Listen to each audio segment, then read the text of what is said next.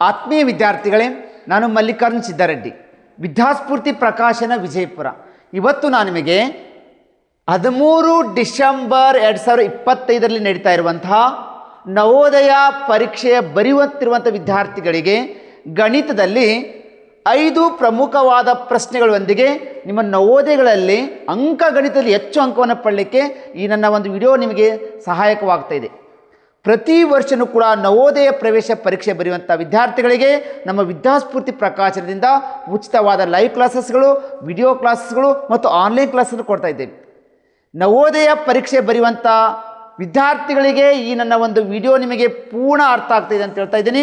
ವಿದ್ಯಾರ್ಥಿಗಳು ಪ್ರತಿ ಪ್ರಶ್ನೆ ಉತ್ತರನ ಕಮೆಂಟ್ ಬಾಕ್ಸಲ್ಲಿ ಕಮೆಂಟ್ ಮಾಡಿ, ಪ್ರಾರಂಭದಿಂದ ಕೊನೆಯವರೆಗೆ ಸ್ಕಿಪ್ ಮಾಡದೆ ನೋಡಿದರೆ ಗಣಿತದಲ್ಲಿ ಕೂಡ ನೀವು ಹೆಚ್ಚು ಅಂಕವನ್ನು ಪಡ್ಕೋಬೋದು. ಹಾಗಾದರೆ ವಿದ್ಯಾರ್ಥಿಗಳೇ, ಈಗ ನಾನು ಮೊದಲನೇ ಪ್ರಶ್ನೆ ಕೊಡ್ತಾ ಇದ್ದೀನಿ. ಪ್ರಶ್ನೆ ಸಂಖ್ಯೆ 1. ಮಧ್ಯಾಹ್ನ 3 ಗಂಟೆಗೆ ಗಡಿಯಾರದ ಗಂಟೆ ಮತ್ತು ನಿಮಿಷದ ಮುಳ್ಳುಗಳ ನಡುವಿನ ಕೋನ ಕೇಳ್ತಿದ್ದಾನೆ. At 3 PM the angle between the hour and minute hands is ಅಂತ. ನಿಮಗೆ ಆಲ್ರೆಡಿ ನಾನು ಇಲ್ಲೊಂದು ಗಡಿಯಾರವನ್ನು ಕಟ್ಟಿದ್ದೇನೆ. ಈ ಗಡಿಯಾರದಲ್ಲಿ 3 ಗಂಟೆ, ಗಡಿಯಾರದ ಗಂಟೆ ಮತ್ತು ನಿಮಿಷದ ಮುಳ್ಳು, ಗಂಟೆಯ ಮುಳ್ಳು ಇಲ್ಲಿದೆ, ಈ ಗಂಟೆಯ ಮುಳ್ಳು ಮತ್ತು ಇದು ನಿಮಿಷದ ಮುಳ್ಳು, ಮುಳ್ಳುಗಳ ನಡುವಿನ ಕೋನ ಅಂತ ಕೇಳ್ತಾ ಇದ್ದಾರೆ. ವಿದ್ಯಾರ್ಥಿಗಳು ನೋಡ್ರಿ, ಈ ಕೊಟ್ಟಿರುವ ಗಡಿಯಾರದಲ್ಲಿ 1 ಅಂಕಿಯಿಂದ 12ರಿಂದ 1 ಅಂತಿದೆಯಲ್ಲ, ಈ 2 ಸಂಖ್ಯೆಗಳ ಮಧ್ಯೆ 30 ಡಿಗ್ರಿ ಕೋನ ಏರ್ಪಟ್ಟಿರುತ್ತೆ. ಅದೇ ಥರ 1 ಗಂಟೆಯಿಂದ 2 ಗಂಟೆಯ ಮಧ್ಯದಲ್ಲಿ 30 ಗಂಟೆ ಏರ್ಪಟ್ಟಿರುತ್ತೆ. ಹಂಗ 2 ಗಂಟೆಯಿಂದ 3 ಗಂಟೆ ಒಳಗಡೆ ಇರುವಂತಹ ಅಂಕಿಯಲ್ಲಿ ಏನಾಗುತ್ತೆ, 30 ಡಿಗ್ರಿ ಕೋನ ಏರ್ಪಟ್ಟಿರುತ್ತೆ. ಆದ್ದರಿಂದ ಇಲ್ಲಿ 3 ಗಂಟೆ ಆದಾಗ ಆ 2 ಗಂಟೆ ಮತ್ತು ನಿಮಿಷದ ಮುಳ್ಳಿನ ನಡುವೆ ಉಂಟಾಗುವ ಕೋನ 90 ಡಿಗ್ರಿ ಕೋನ, ಲಂಬ ಕೋನ ಇಲ್ಲಿ ಏರ್ಪಡ್ತಾ ಇದೆ ಅಂತ ಗೊತ್ತಾಗುತ್ತೆ. ಲಂಬ ಕೋನವು 90 ಡಿಗ್ರಿಯಿಂದ ಈ ಕೋನ ಏರ್ಪಟ್ಟಿರುತ್ತೆ. ಆದ್ದರಿಂದ ಸರಿಯಾದ ಆಯ್ಕೆ ಬಿ ಸರಿಯಾದ ಉತ್ತರ ಆಗಲಿಕ್ಕೆ ಸಾಧ್ಯ ಇದೆ. ಈ ಥರ ನಿಮಗೆ ನವೋದಯದಲ್ಲಿ ಕೋನಗಳ ಮೇಲೆ ಪ್ರಶ್ನೆಗಳು ಬರ್ತಾ ಇರೋದ್ರಿಂದ ವಿದ್ಯಾರ್ಥಿಗಳು ಕೋನಗಳ ಟಾಪಿಕ್ನ ಸರಿ ತಿಳ್ಕೊಂಡ್ರೆ ಈಸಿಯಾಗಿ ನೀವು ಅಂಕವನ್ನು ಪಡ್ಕೊಳ್ಳೋಕ್ಕೆ ಸಾಧ್ಯ ಆಗ್ತಾ ಹೋಗುತ್ತೆ.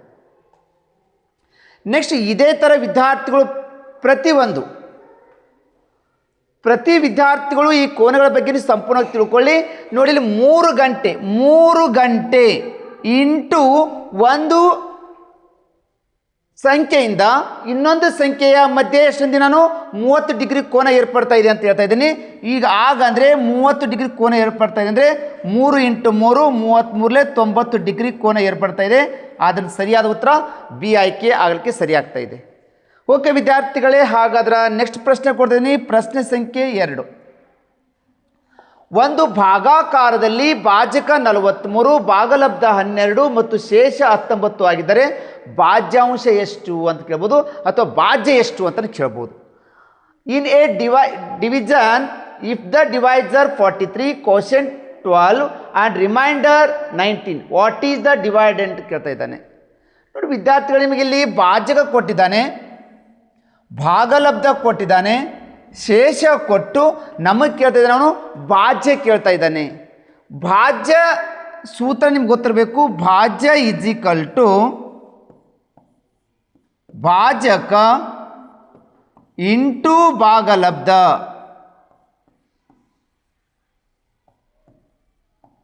ಭಾಜಕ ಇಂಟು ಭಾಗಲಬ್ಧ ಬ್ರಾಕೆಟ್ ಪ್ಲಸ್ ಶೇಷ.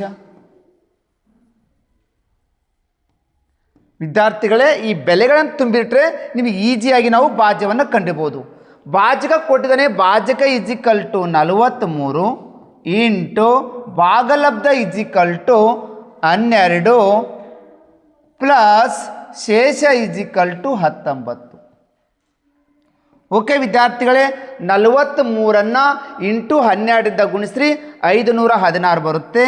516ಕ್ಕೆ ಪ್ಲಸ್ 19 ಕೂಡಿಸ್ರಿ.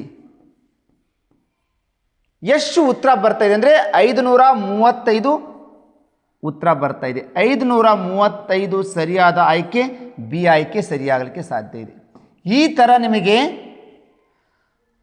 ಭಾಜಕ ಕೊಟ್ಟು ಭಾಗಲಬ್ಧ ಕೊಟ್ಟು ಶೇಷ ಕೊಟ್ಟು ಭಾಜ್ಯ ಕೇಳ್ಬೋದು, ಅಥವಾ ಭಾಜ್ಯ ಕೊಟ್ಟು ಭಾಜಕ ಕೊಟ್ಟು ಶೇಷ ಕೊಟ್ಟು ಭಾಗಲಬ್ಧರ ಕೇಳ್ಬೋದು. ಯಾವ ಟೈಪ್ದಲ್ಲಿ ಕೇಳಿದ್ರು ಕೂಡ ನಿಮಗೆ ಈಸಿಯಾಗಿ ಉತ್ತರವನ್ನು ಕಂಡುಹಿಡಲಿಕ್ಕೆ ಸಾಧ್ಯ ಆಗ್ತಾ ಹೋಗುತ್ತೆ.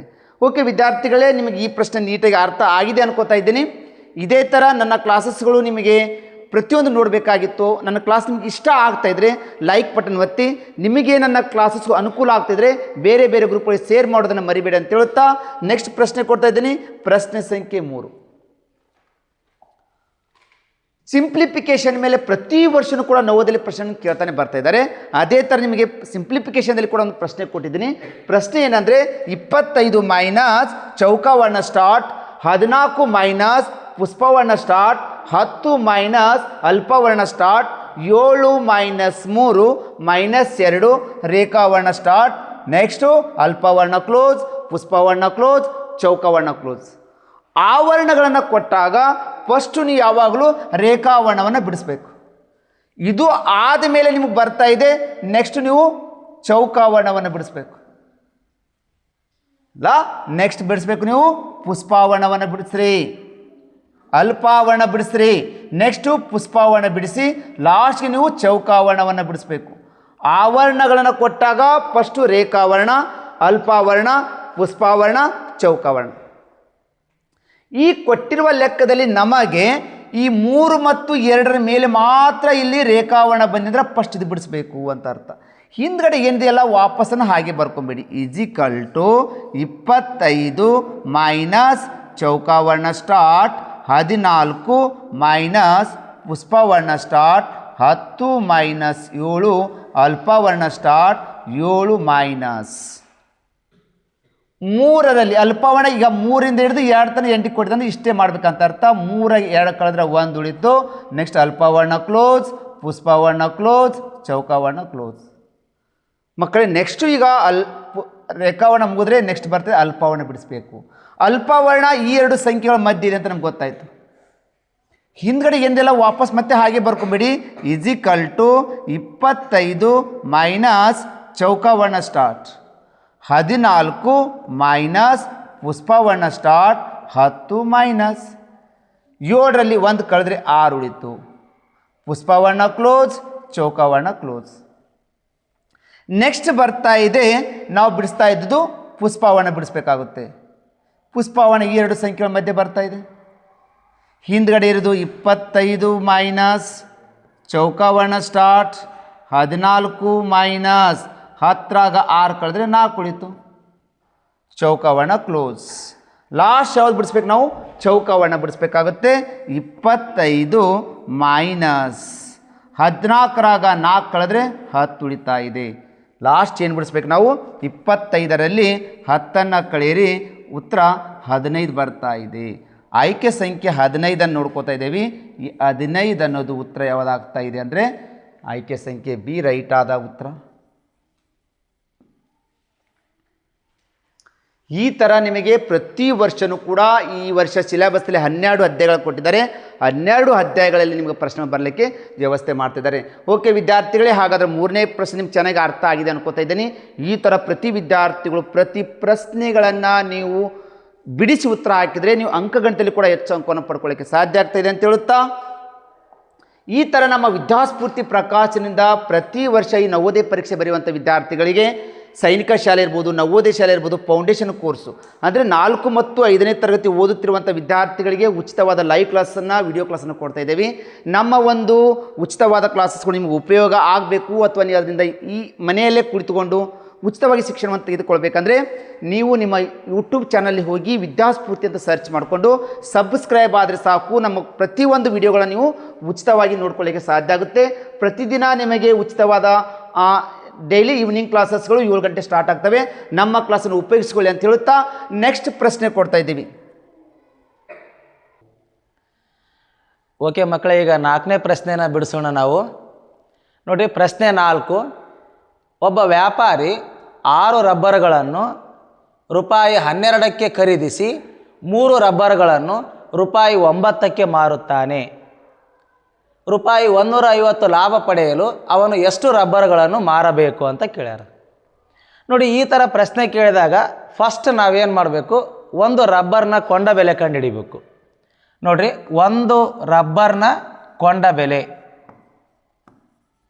ಒಂದು ರಬ್ಬರ್ನ ಕೊಂಡ ಬೆಲೆ ನೋಡ್ರಿ, ಅವ್ರು ಏನು ಕೊಟ್ಟಾರ ಸರಿಯಾಗಿ ಅರ್ಥ ಮಾಡ್ಕೊರಿ. 6 ರಬ್ಬರ್ಗಳನ್ನು 12 ರೂಪಾಯಿ ಕೊಂಡ್ಕೊತಾನಂತ. ಅಂದರೆ ನಾವಿಲ್ಲಿ ಒಂದು ರಬ್ಬರ್ನ ಕೊಂಡ ಬೆಲೆ ಕಂಡುಹಿಡಿಬೇಕಪ್ಪ ಅಂದ್ರೆ 12 ರೂಪಾಯಿನ 6ರಿಂದ ನಾವು ಭಾಗಾಕಾರ ಮಾಡಿದರೆ ಒಂದು ರಬ್ಬರ್ನ ಕೊಂಡ ಬೆಲೆ ಸಿಗ್ತೈತಿ. ನೋಡ್ರಿ, 12 ರೂಪಾಯಿ ಡಿವೈಡೆಡ್ ಬೈ 6 ರಬ್ಬರ್. ಈಗ ಕ್ಯಾನ್ಸಲ್ ಮಾಡೋಣ. 6 1 6, 6 2 12 ಅಂದರೆ 2 ರೂಪಾಯಿ. ನೋಡಿ, ಒಂದು ರಬ್ಬರ್ನ ಕೊಂಡ ಬೆಲೆ 2 ರೂಪಾಯಿ. ನೆಕ್ಸ್ಟ್ ಈಗ ಅದೇ ರೀತಿ ಒಂದು ರಬ್ಬರ್ನ ಮಾರಿದ ಬೆಲೆ ಕಂಡುಹಿಡಿಬೇಕು. ಒಂದು ರಬ್ಬರ್ನ ಮಾರಿದ ಬೆಲೆ ನೋಡಿರಿ, ಅವ್ರು ಏನು ಕೊಟ್ಟಾರ, ಮಾರಿದ ಬೆಲೆ ಏನು ಕೊಟ್ಟಾರಂದ್ರೆ 3 ರಬ್ಬರ್ಗಳನ್ನು 9 ರೂಪಾಯಿಗೆ ಮಾರ್ತಾರಂತ. ಹಾಗಾದರೆ ಒಂದು ರಬ್ಬರ್ನ ಮಾರಿದ ಬೆಲೆ ಕಂಡುಹಿಡಿಬೇಕಂದ್ರೆ ನಾವು 9 ರೂಪಾಯಿನ 3ರಿಂದ ಭಾಗಾಕಾರ ಮಾಡಬೇಕು.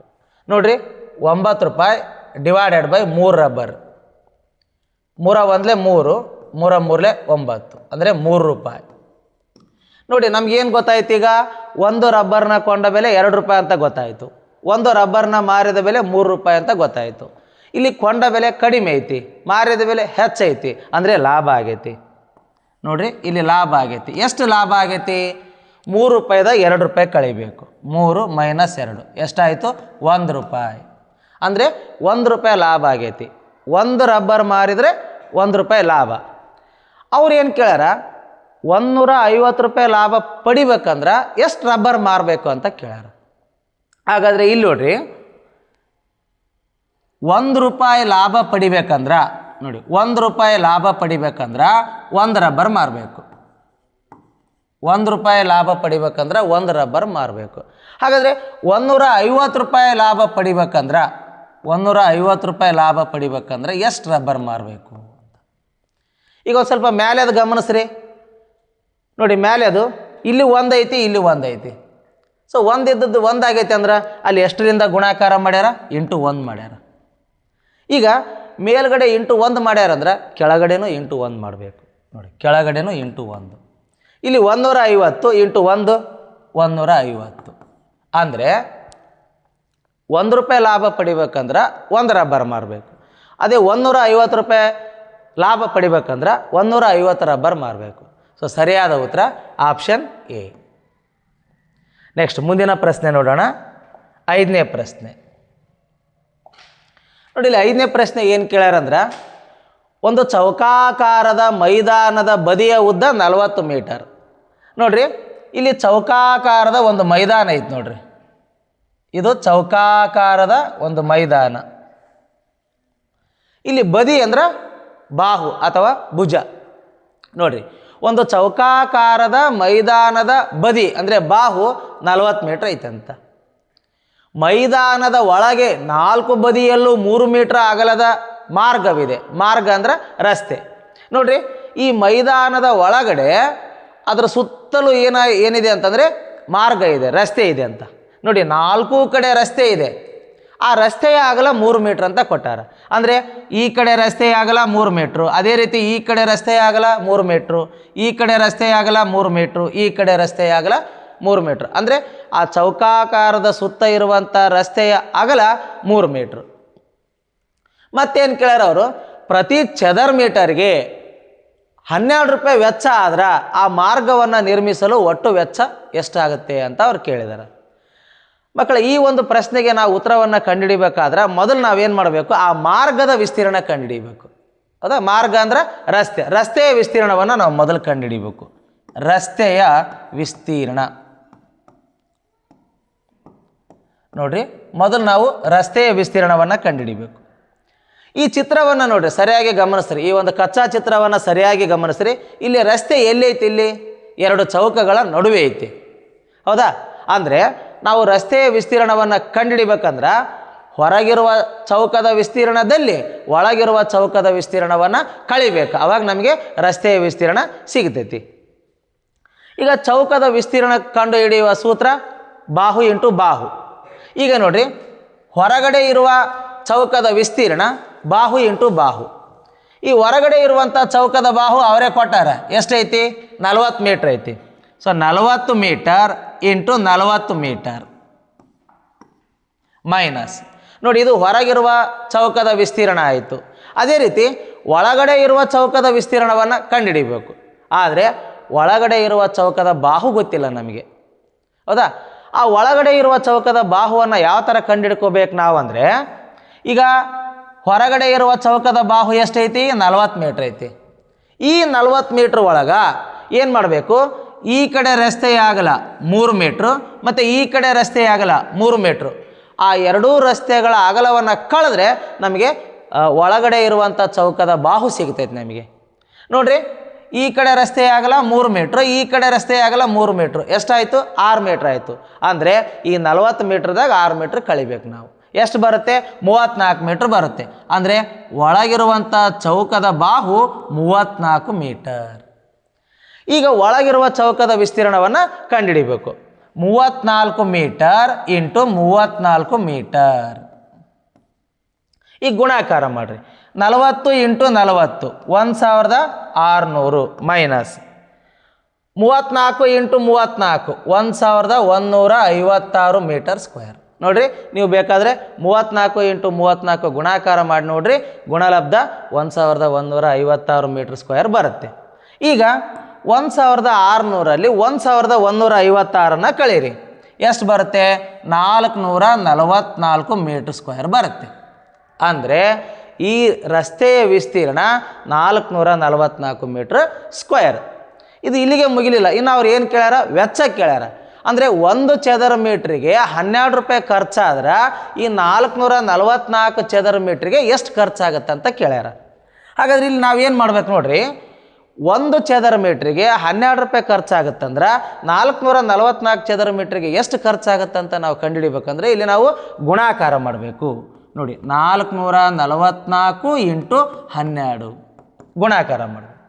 12 ನಾಲ್ಕಲೆ 48, 48ಕ್ಕೆ 8 ಕ್ಯಾರಿ 4, 12 ನಾಲ್ಕಲೆ 48, 48 4 52, 52ಕ್ಕೆ 2 ಕ್ಯಾರಿ 5, 12 ನಾಲ್ಕಲೆ 48, 48 5 53. ನೋಡಿ ಎಷ್ಟು ಬಂತು? 5328 ಬಂತು. ಅಂದರೆ ಈ ದಾರಿಯನ್ನು ನಿರ್ಮಿಸಲು ಎಷ್ಟು ಖರ್ಚಾಗುತ್ತಾ? 5328 ರೂಪಾಯಿ ಖರ್ಚಾಗುತ್ತಾ? ನೀವೇನು ಮಾಡಬೇಕು? ಆಪ್ಷನ್ ಬಿನ ಶೇಡ್ ಮಾಡಬೇಕು.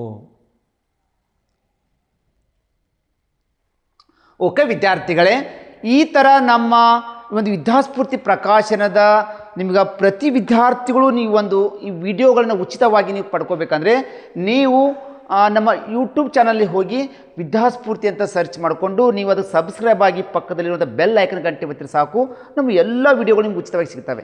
ಅದೇ ಥರ ನಮ್ಮ ವಿದ್ಯಾಸ್ಫೂರ್ತಿ ಪ್ರಕಾಶನವು ನಮ್ಮ ವಿದ್ಯಾಸ್ಫೂರ್ತಿ ಯೂಟ್ಯೂಬ್ ಚಾನಲ್ಗೆ ಇವತ್ತಿಗೆ ಟೋಟಲ್ 9000 ಸಬ್ಸ್ಕ್ರೈಬರ್ನ ಒಳ್ಕೊಂಡಿದ್ದಾರೆ. ಪ್ರತಿ ವರ್ಷವೂ ಸಾಕಷ್ಟು ವಿದ್ಯಾರ್ಥಿಗಳು ಈ ಉಚಿತವಾದ ಕ್ಲಾಸನ್ನು ಉಪಯೋಗಿಸಿಕೊಂಡು ಈ ನವೋದಯ ಪರೀಕ್ಷೆಯಲ್ಲಿ ಅತಿ ಹೆಚ್ಚು ಅಂಕವನ್ನು ಪಡ್ಕೊಳ್ಳೋಕ್ಕೆ ನಮ್ಮ ಕ್ಲಾಸಸ್ಗಳು ನಿಮಗೆ ಅನುಕೂಲ ಆಗಲಿಕ್ಕೆ ಸಾಧ್ಯ ಆಗ್ತಾ ಹೋಗಿದೆ. ಆದ್ದರಿಂದ ಈ 9000 ಸಬ್ಸ್ಕ್ರೈಬ್ಗಳಿಗೆ ಪ್ರತಿಯೊಬ್ಬರಿಗೂ ನಮ್ಮ ವಿದ್ಯಾಸ್ಫೂರ್ತಿ ಪ್ರಕಾಶನದಿಂದ ನಿಮಗೆಲ್ಲರಿಗೂ ಧನ್ಯವಾದ ಸಲ್ಲಿಸುತ್ತಾ, ಇದೇ ಥರ ನೀವು ಉಚಿತವಾದ ಕ್ಲಾಸಸ್ಗಳು ನಿಮಗೇನಾದರೂ ಉಪಯೋಗ ಆಗಬೇಕು ಅಥವಾ ನೀವು ಉಚಿತವಾಗಿ ನೀವು ಒಂದು ಕ್ಲಾಸ್ ನಿಮಗೆ ಬೇಕಾಗಿತ್ತು ಅಂದರೆ ನೀವು ನಿಮ್ಮ ಮೊಬೈಲ್ದಲ್ಲಿ ಹೋಗಿ ಯೂಟ್ಯೂಬ್ ಚಾನಲ್ ಅಂತ ಹೋಗಬೇಕು. ಅಲ್ಲಿ ಹೋಗಿ ವಿದ್ಯಾಸ್ಫೂರ್ತಿ ಅಂತ ಸರ್ಚ್ ಮಾಡಿ. ಈ ಥರ ರೆಡ್ ಕಲರ್ ಕಾಣ್ತಲ್ಲ, ಅದ್ರ ಮೇಲೆ ನೀವು ಸಬ್ಸ್ಕ್ರೈಬ್ ಆಗಿರಿ, ಪಕ್ಕದಲ್ಲಿರುವಂಥ ಬೆಲ್ ಐಕನ್ ಗಂಟೆಯನ್ನು ಒತ್ತಿರಿ. ಯಾರು ಇಷ್ಟೆಲ್ಲ ವಿಡಿಯೋ ನೋಡ್ತಾ ಇದ್ದಿರಲ್ಲ, ಬೇಗನೆ ಸಬ್ಸ್ಕ್ರೈಬರ್ ಆಗಿರಿ. ಅದ್ರ ಜೊತೆಗೆ ನಮ್ಮ ಕ್ಲಾಸಸ್ಗಳು ನಿಮ್ಗೆ ಇಷ್ಟವಾದರೆ ಲೈಕ್ ಬಟನ್ ಒತ್ತನ್ನು ದಯವಿಟ್ಟು ಮರಿಬೇಡಿ. ಪ್ರತಿ ವಿದ್ಯಾರ್ಥಿಗಳು ಪ್ರತಿ ಪ್ರಶ್ನೆಯ ಉತ್ತರವನ್ನು ಕಮೆಂಟ್ ಬಾಕ್ಸಲ್ಲಿ ಕಮೆಂಟ್ ಮಾಡೋದನ್ನು ಮರಿಬೇಡಿ. ಈ ಸ್ಪರ್ಧಾತ್ಮಕ ಪರೀಕ್ಷೆಗಳ ಬಗ್ಗೆ ಏನಾದರೂ ನಿಮ್ಗೆ ತಿಳ್ಕೋಬೇಕಾಗಿತ್ತು ಅಂದರೆ 9900558891 ನಂಬರ್ಗೆ ನೀವು ಕರೆ ಮಾಡಿ ಅಂತ ಹೇಳ್ತಾ ಇಲ್ಲಿಗೆ ನನ್ನ ಈ ಕ್ಲಾಸನ್ನು ಮುಗಿಸ್ತಾ ಇದ್ದೀನಿ. ವಂದನೆಗಳು.